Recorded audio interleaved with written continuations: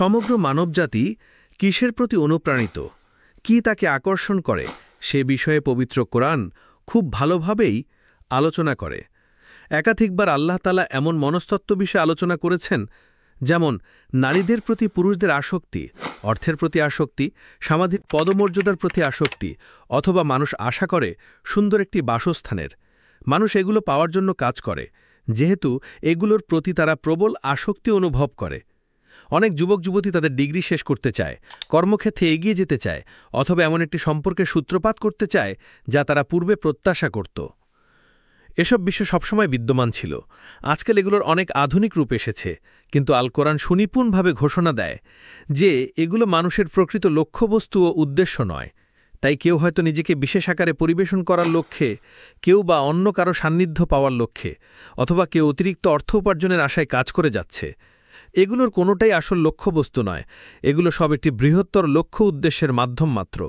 এই লক্ষ্যের জন্য আমরা আমাদের জীবনে যে সকল ক্ষুদ্র মাইলফলক অর্জন করি, সেটা ওই উদ্দেশ্যের দিকে ধাবিত করে। সেজন্য এই জীবন শুধু পার্থিব কিছু অর্জন করার জন্যই নয়, অথবা শুধু শারীরিক সুখ অর্জনের জন্যও নয়। এই জীবন সঠিক লক্ষ্যবস্তু স্থির করা সম্পর্কে।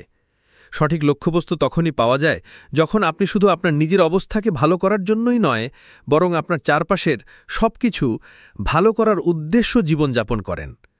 ইসলাম মানে নিজের ইচ্ছেগুলোকে আল্লাহর ইচ্ছার নিকট সমর্পণ করা, যেন আপনি নিজেকে চিরস্থায়ী সুখের জন্য প্রস্তুত করতে পারেন। এটা করার মাধ্যমে আপনি পার্থিব সুখ স্বাচ্ছন্দ্যের বিসর্জন দেন না, আপনি এই জীবনও উপভোগ করতে পারবেন।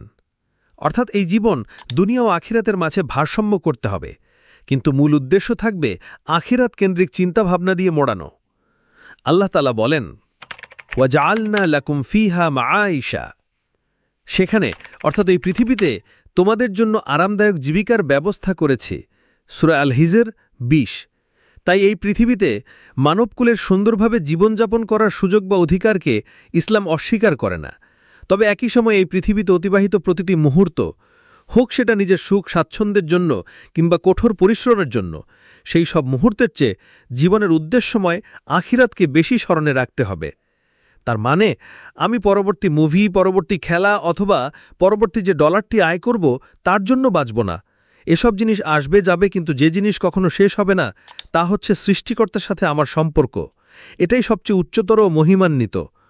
তাই ইসলাম বলছে আমাকে আপনাকে আমাদের জীবনের প্রকৃত উদ্দেশ্য খুঁজে পেতে, আর সেই উদ্দেশ্য হবে আমাদের যিনি সৃষ্টি করেছেন তাকে খুঁজে বের করা।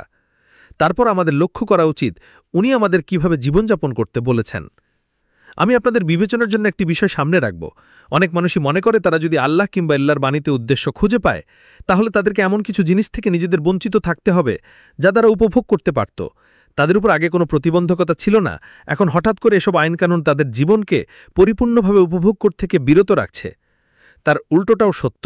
যখন কেউ সত্যিকার অর্থে আল্লাহর ইচ্ছার কাছে নিজের ইচ্ছাগুলোকে সমর্পণ করে এবং আল্লাহর বাণীকে স্বীকার করে নেয়, তখন আল্লাহ তাদের বোঝাগুলোকে হালকা করে দেন।